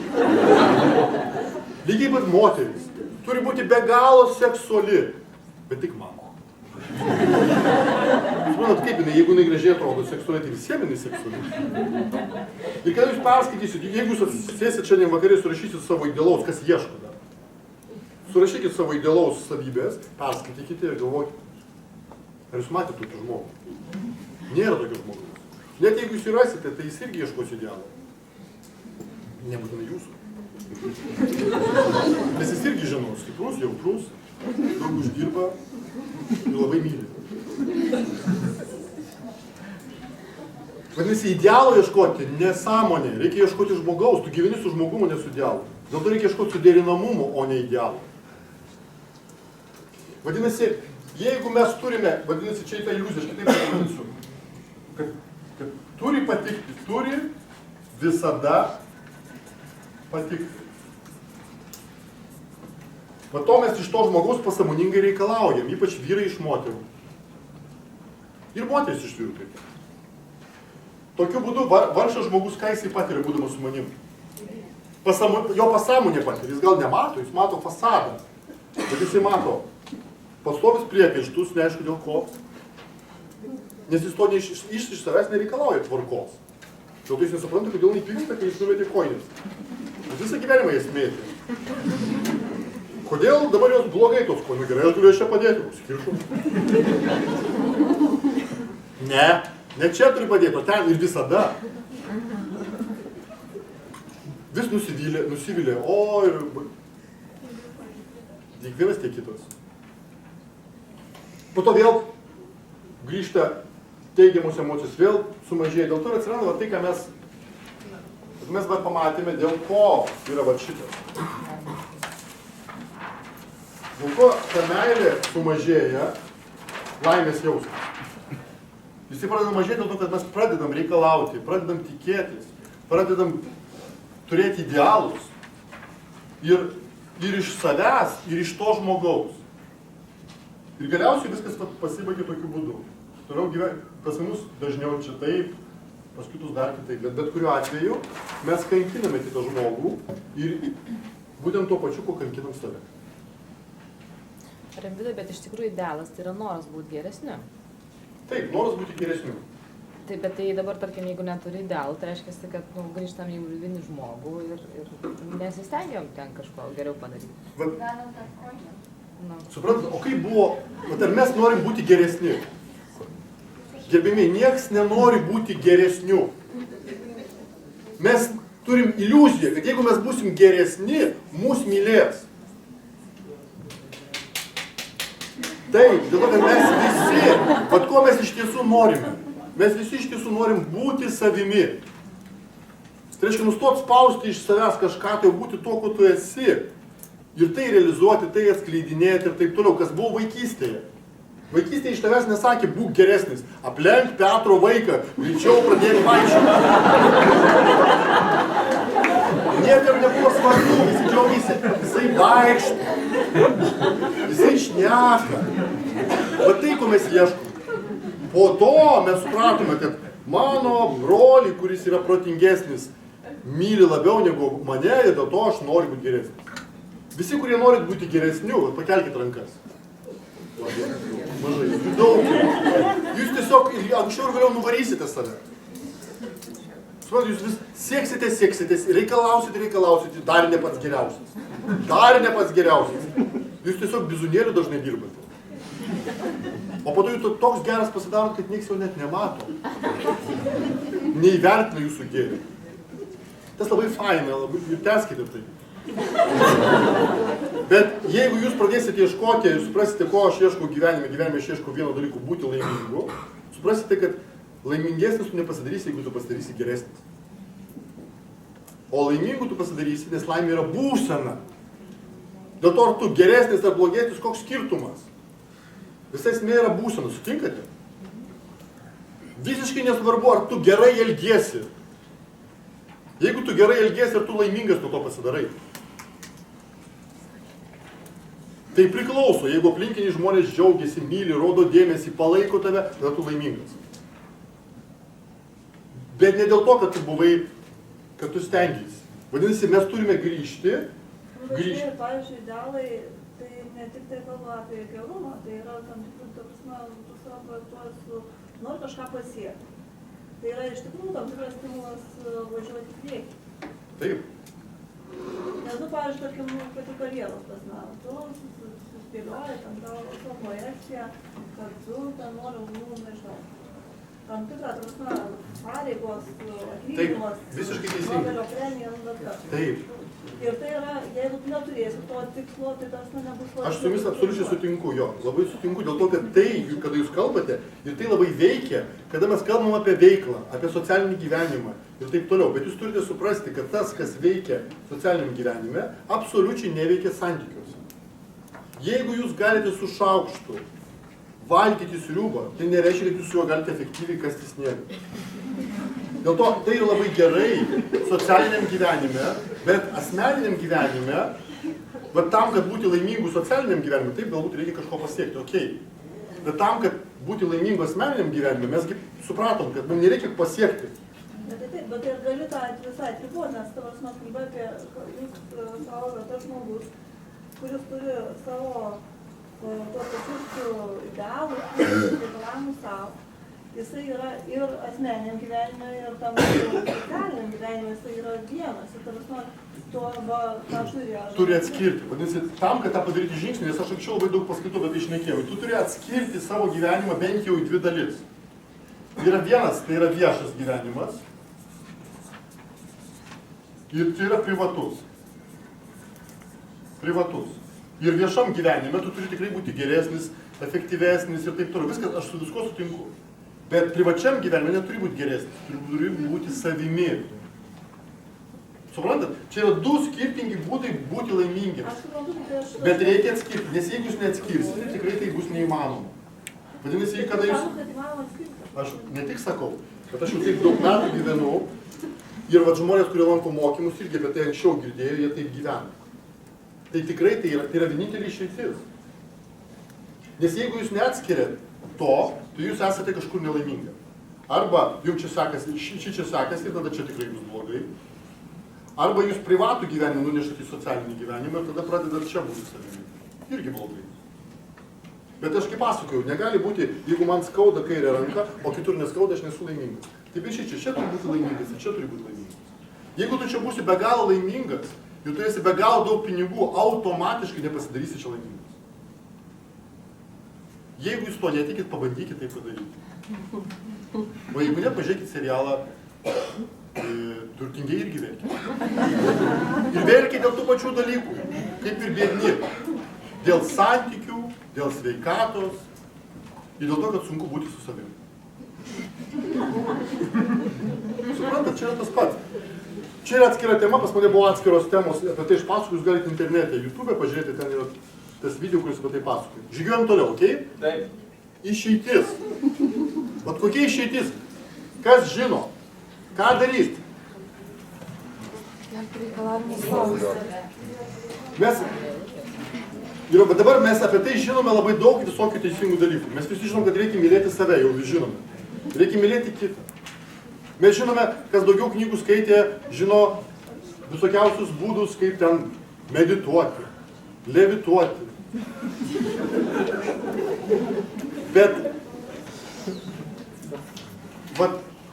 kada mes šnekam poetiškai, visiškai teisingai, visi tie poetiniai žodžiai – mylėti, priimti, atleisti, įsiklausyti, paleisti. Ir kada tokių žodžių šneka, žmonės visi tada apstulpsta, jie yra tokie sutinka. Jo, jūs tai girdėjo. Juk visi jūs girdėjo, kad reikia mylėti, priimti. Gerai, bet kaip tai padaryti? Kaip tai padaryti? Vat mylėti, kaip? Mylėti save, kaip? Ką daryti? Ką šiandien grįžus daryti? Vadinasi, mes turime suprasti, į kur aš vedu. Pirmas dalykas, kad mes nelabai žinom, ką daryti. Mes žinom tik bendro pobūdžio atsakymus. Tai reikia užfiksuoti. Dažniausiai. Dabar, jeigu mes ieškosime labai konkrečių žingsnių, tada jūs suprasite, kodėl aš taip smulkiai viską pasakoju ir ganėtinai racionaliai apie tai šnekėjau. Dėl to, kad iš karto pasidarys aišku, ką reikia konkrečiai daryti, kad tu būtum laimingas santykiuose. Kalbam apie tai. Vadinasi, pirmas dalykas, kur priežastis? Čia ar čia? Čia. Dėl to, kad kitas žmogus, tai yra, mes jį projektuojam. Savo, kaip pavyzdžiui, balta siena, ir ją projektuojam ir žiūrim filmą. Bet juk toj sienoj nėra filmų, sutinkat? Jinai kartais gali rodyti žiaurės scenas, gali romantinės meilės scenas. Siena tai dzin. Jinai yra siena. Taip ir kitas žmogus, jisai irgi ten iš tavęs reikalauja kažko tai. Bet mes projektuojam į tą žmogų ir jeigu norim, kad nustotum priekaištauti, nusivilti ir priimti tą žmogų toks, koks jis yra, pradžioje mes turime pradėti nuo savęs. Dabar ką daryti nuo savęs? Jeigu jūs sakysite, nustoti reikalauti iš savęs, vadinasi, jūs sukūrite naują reikalavimą. Aš reikalauju iš savęs nereikalauju. Aš reikalauju iš savęs neturėti lūkesčių. Aš reikalauju iš savęs neturėti idealų. Ir jeigu aš turėsiu idealus, aš nusivilsiu savimi. Aš savo priekaištausiu. Taip, reikia, dar tu žinai, kažką reikia daryti. Nieko nereikia daryti. Suprantat, santykių meilėje, kaip ir intymiam gyvenime. Nieko nereikia daryti. Vat darbe reikia. O čia nereikia. Vat jūs įsivaizduokite, aš papasakosiu jums analogiją, jūs suprasite. Kada jūs susirgote gripu, sergate, turite temperatūros, ką reikia daryti? Jums reikia apsimetinėti, kad jūs sveikas, žvalus. Jums reikia iškviesti įvairiais ritualais sveikatą. Ne, jūs tiesiog gydot ligą. Ir sveikata grįžta pati. Ne dėl to, kad jūs kvietėte. Ar pagaunate pačią idėją. Dėl to jums nereikia rūpintis, ar grįž sveikata, jeigu jūs pagydysit ligą. Juk nesirūpinat. Jinai grįžta. Lygiai taip pat su meilė. Reikia nuimti tas, kas trukdo jai būti, ir meilė grįžta. Tai yra žmogaus prigimtis. Vadinasi, mums reikia tiesiog pagydyti ligas. O kokia yra liga, kurią reikia pagydyti. Kad meilė grįžtų. Jeigu mes pagydysim ligas, meilė grįžtų. Nes meilė yra erdvė, tai nėra stimulas, tai ne prizas. Jis tiesiog yra tavo prigimtyje, jinai grįžta.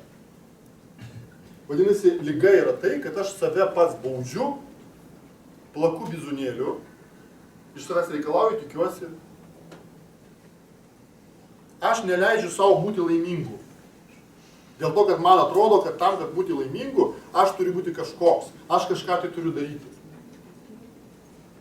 O žinau tokia naujiena, kad žmogaus prigimtis ir yra būti laimingu. Vat jeigu jūs esate visiškai natūraliai ir nieko nedarote, tai ilsitės kur nors. Jūs pastebėt, kad laimė pati atsiranda iš niekur nieko. Žmogaus tikroji prigimtis ir yra laimės būsena. Tuo momentu, kai jūs esate laimingas, vad jūs sakot, pagaunat momentą, kad jūs esate laimingas, jūs pastebėkit, tuo momentu neplakat nei bizūnėlių, nevalgot jokių pyragėlių. Jūs tiesiog patenkintas savimi tuo momentu, nes tai yra būsena. Vadinasi, liga yra va taip. Kalbant apie santykius, apie socialinį gyvenimą galbūt tai ne liga, bet mes norim pagydyti, kad tai irgi atsirastų. Ir tada mes turime grįžti į kokią būseną. Mes turim grįžti į būseną iš to, ko mes iš tiesų ieškome. Mes ieškome va to. Mes ieškome dėmesio, palaikymo ir girdėjimo. Žinot, kur aš pasakoju iki 3 metų. Mes norim grįžti į tą būseną. Jeigu mes grįžtame į tą būseną, patiriam tą būseną, tai toje būsenoje mums nesinori iš savęs reikalauti. Nesinori iš savęs kelti kažkokius idealus ir tikėtis iš savęs. Mes tiesiog priimam save toks, koks aš esu. Tai reiškia taip, kaip aš jaučiuosi. Tai yra idėja. Ar kaip tą idėją realizuoti? Vadinasi, mes turime pradėti tokį žingsnį. Ir grįžti čia. Vadinasi, dabar aš esu.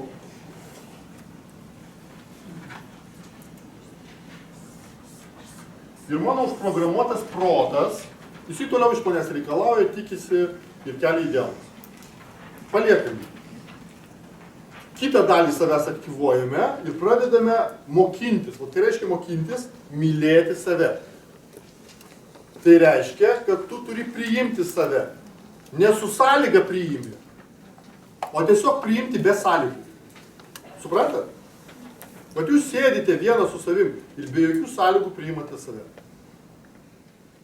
Dabar, kaip tai atrodo? Tai atrodo tokiu būdu, kad jūs pakeičiat reikalavimus į dėmesį savo. Dėmesys. Dabar savo, aš noriu, kad būtų tas suprantama savo vidui. Nes savo čia suprantama ne išoriai. Suprantate?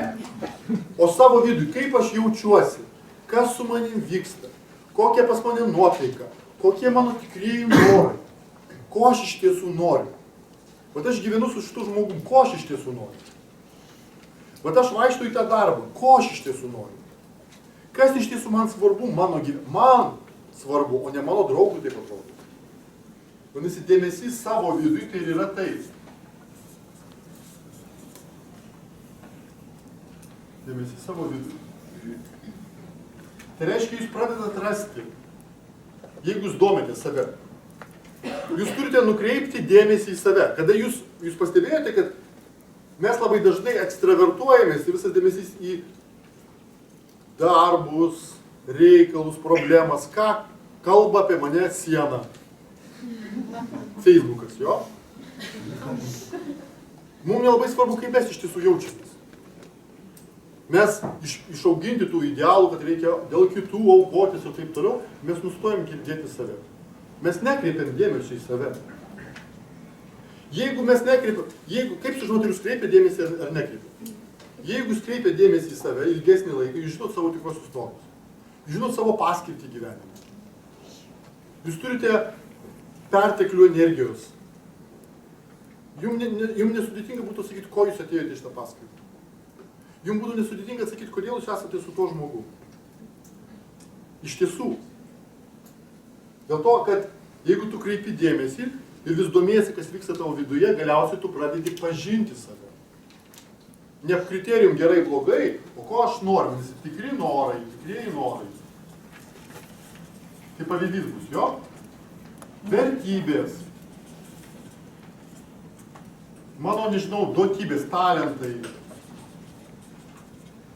mano paskirtis šitame gyvenime, misija ir daug visokių kitokių dalykų. Jų negalima sužinoti, ko tu iš tiesų nori, neįmanoma sužinoti tyrinėjant kitus žmonės. O mes dažniausiai susitinkam su draugu arba drauge, ką tu darai? Aš žinai pradėjau sportuoti. Geras, aš irgi noriu. Kaip vadina moteris, kuri lankė pas mus emocinį intelektą, ir jinai papasako savo draugiai. Jis sako, noriu, labai noriu vaikščioti emocinį intelektą, dėl to, kad man patinka tas pavadinimas. Nes tai vaikšto. Ir aš sakau, jeigu draugė gali neįti kursą, gali, tai tegul neįti. O jeigu negali, tai reiškia nenori, tai tada neteis. Nes jeigu eiti ir daryti tai, ir mes taip darom, mes dairomės mes pažiūrim, koks oras ir kaip žmonės apsirengiam tada, taip kaip visi apsirengia, jūs sumaigiai neišėlė dabar. Dėl to, pavyzdžiui, rudenį prie tos pačios temperatūros visi vaikšto su trumpom rankovėm, pavasarį visi vaikšto su ilgom rankovėm, prie tos pačios temperatūros. Kodėl? Dėl to, kad kiti vaikšto. Jum taigi šilta, bet ne, visi su ilgom rankovėm. Dėmesys savo vidui. Toliau. Jeigu tu domiesi savimi, tu pradedi dėmesys. Toliau atsiranda girdėjimas, tu pradedi girdėti save. Girdėti save tai reiškia girdėti ne protą, nes protas yra programa, o save tai savo širdį.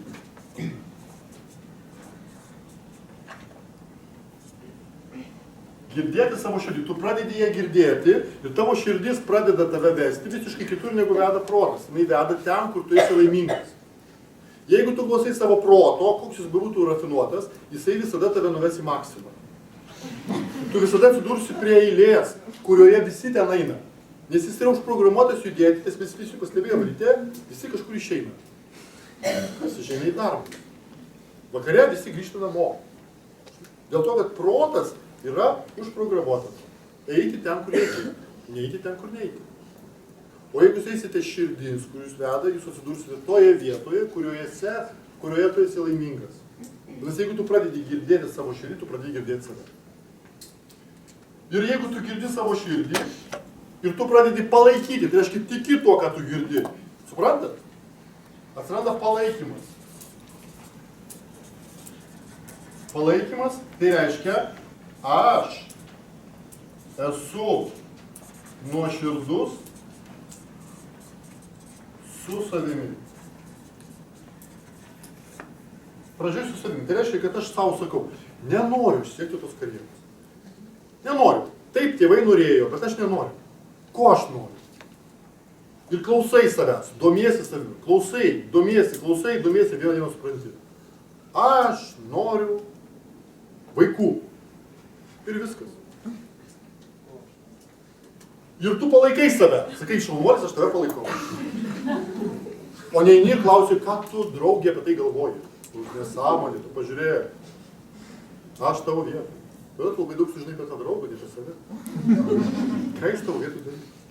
Vadinasi, jeigu jūs nereikia kovoti su reikalavimais lūkesčiais, jums reikia tiesiog pradėti dėmesį skirti savo vidui, girdėti, ką sako jūsų širdis ir palaikyti tai, arba jūsų vidus. Kada jūs tai pradėsite daryti, ne iš karto, apie jūs atsiras meilės erdvė, suprantat? Meilės erdvė tai yra ta būsena, kurioje mes buvom vaikystėje, bet tu pats savo padėjai ją įeiti. Tada meilė yra. Ir kito žmogaus nereikia. Bet buvimas su savimi vis tiek. Tu pažįsti save, formuoji vertybės, bet iš vertybių atsiranda irgi, sutikit, reikalavimai, pagal kuriuos eini į santykius. Kitas etapas vis tiek išlieka. Reikalavimas per vertybės gal gilesnis, per savęs pažinimą. Bet visiškai besąlyginis, be reikalavimų, be lūkesčių ir idealų gyvenimas reikštų hipišką tokią kultūrą, kur mes kiekvienas iš čia esančių galėtume būti mylimieji. Nei ne vienas nekeltumėm lūkesčių, reikalavimų. Taip, visiškai teisingai. Jo, jūs galvojate, kad bet čia yra baimė, už to slypi baimė, proto, ir ne tik pas jūs, bet labai gerai jūs tą pasakėte, kad jeigu aš save paleisiu, tai aš pasidarysiu hipis. Jūs nustebsite, kada jūs pradėsit klausyti, kokios bus jūsų tikrosios vertybės, kas jūsų širdžiai atsišaukia, jūs nustebsite, kai kuriems žmonėms bus labai natūralu siekti karjeros, kai kuriems žmonėms labai natūralu auginti vaikus, kai kuriems žmonėms bus labai natūralu būti hipiais. Suprantat, tai yra nėra taip, jeigu žmonės klausytų savo vidaus, tai yra išgirstų savo misiją, tai kiekvienas žmogus yra sutvertas kažkam tai, ką jisai turi padaryti. Nes kiekvienas žmogus yra unikalus. Nėra dviejų vienodų žmonių. Dėl to negalime mes stovėti nei konkuruoti, nei mes pasidarysime asocialus.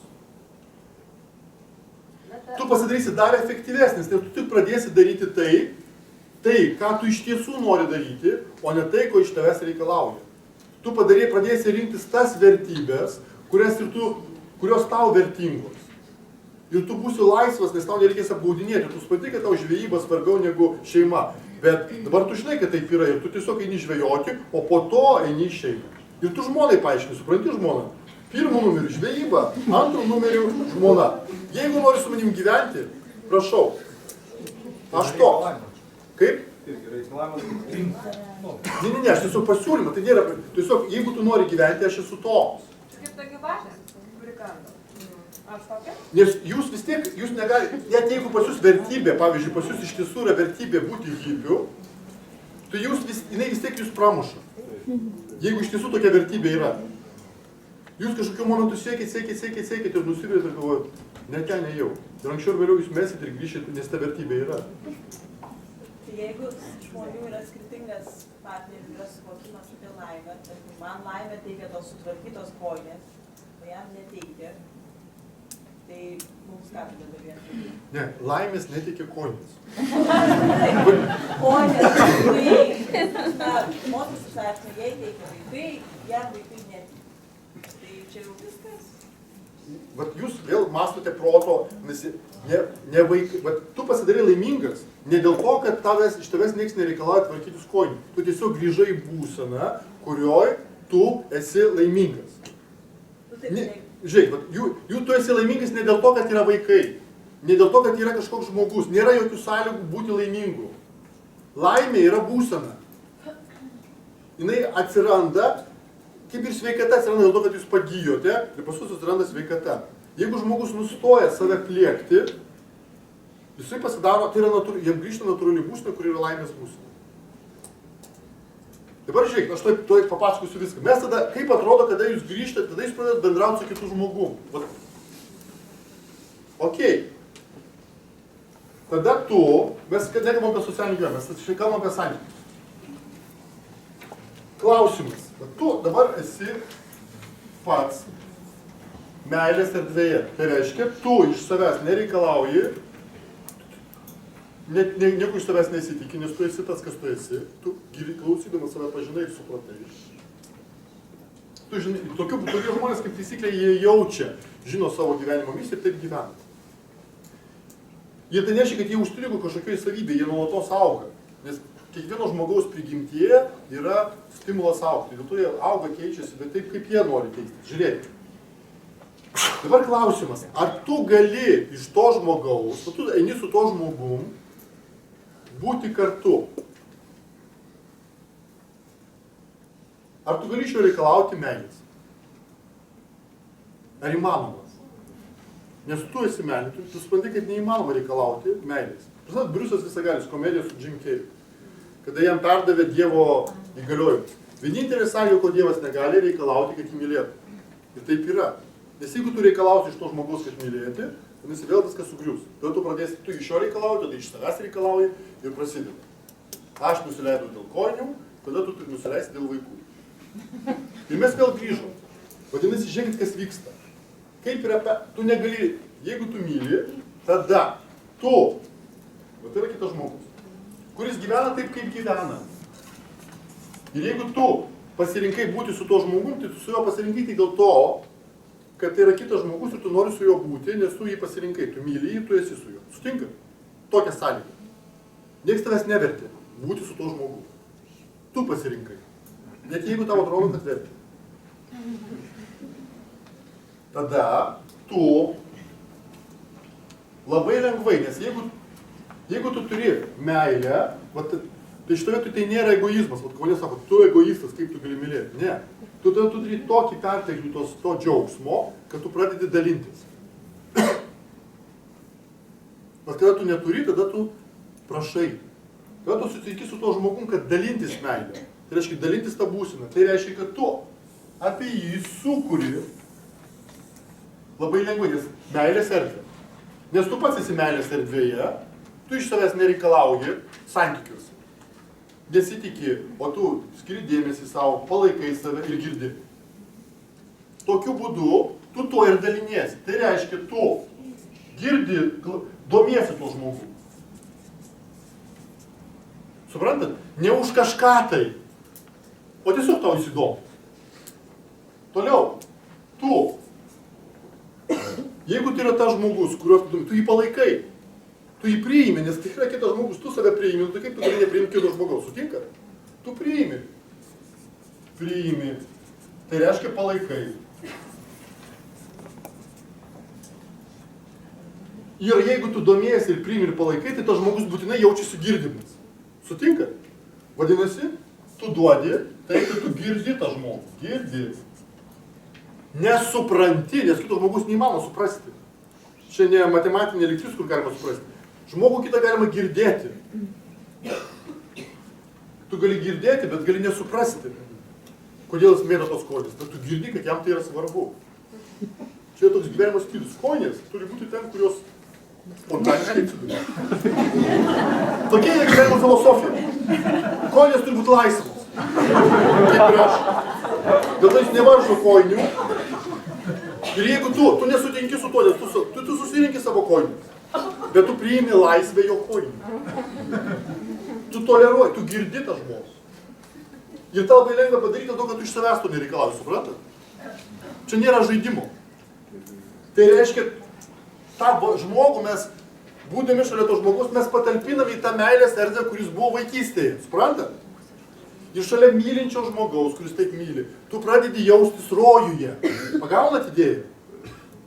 Dabar tas žmogus gali atsisakyti savo reikalavimų lūkesčių idealų, o gali neatsisakyti. Sutinka? Tu negali priversti. Negali.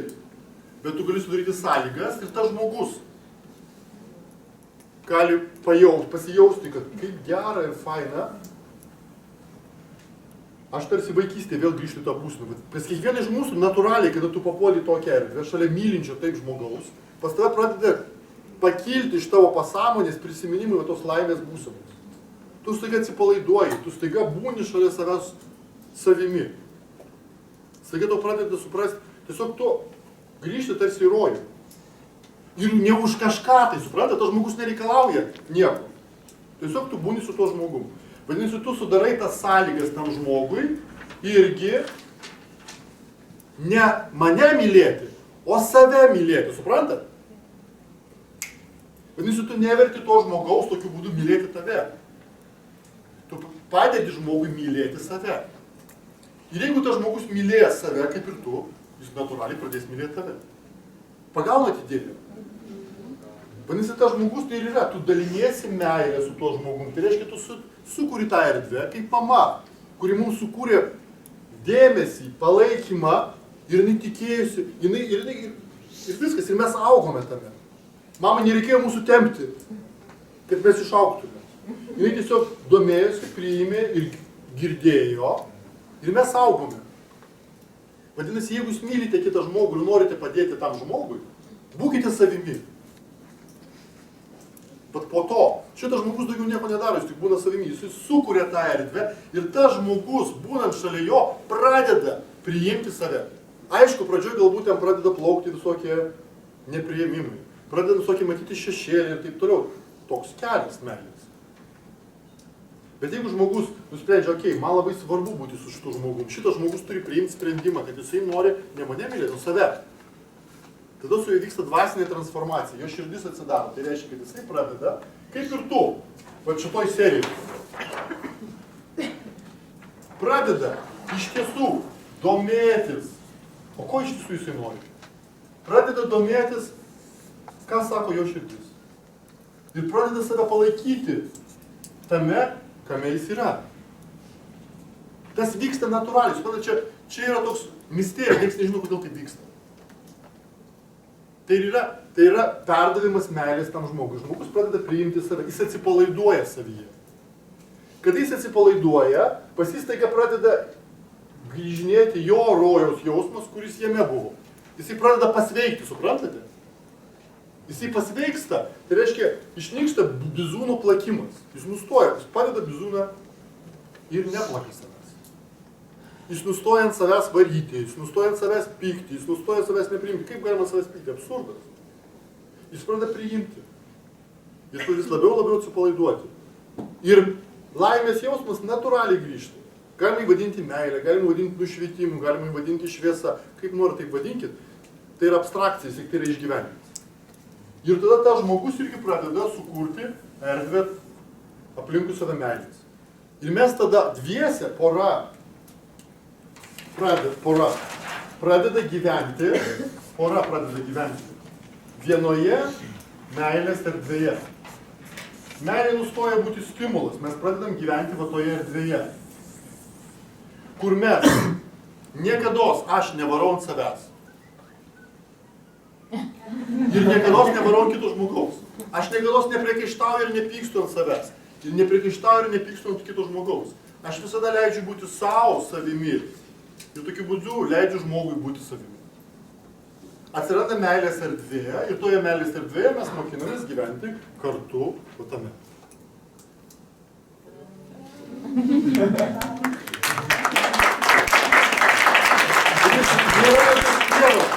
Tas žmogus gali nesutikti su tuo, sakyti, žinai, aš negaliu savęs priimti. Negaliu. Ne šitam gyvenime. Tai reiškia toks žmogaus likimas, kad jis turi dar pasikankinti. Jūs negalite ką nors padaryti. Negalite.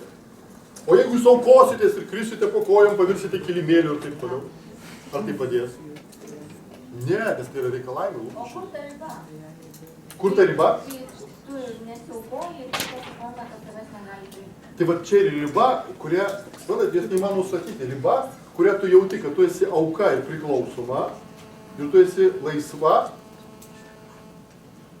bet ne auka. Ir šitoje vietoje yra toks dalykas, kada tu esi nelaiminga, vadinasi, tikrai tame yra auka. Bet jeigu tu nesi auka, tu gali būti ilgalaikė laimės auka, aukos laimė labai trumpalaikė, jinai atiduoda save ir po to pasidaro vis labiau nelaiminga.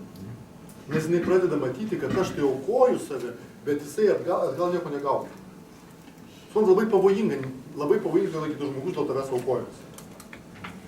Jūs tiesiog sudarote galimybės tam žmogui, po to ant jūs užpykti, nes jūs esate nedėkingas. Tai jūs įpareigoja kažką tai daryti. Du žmonės yra laisvi.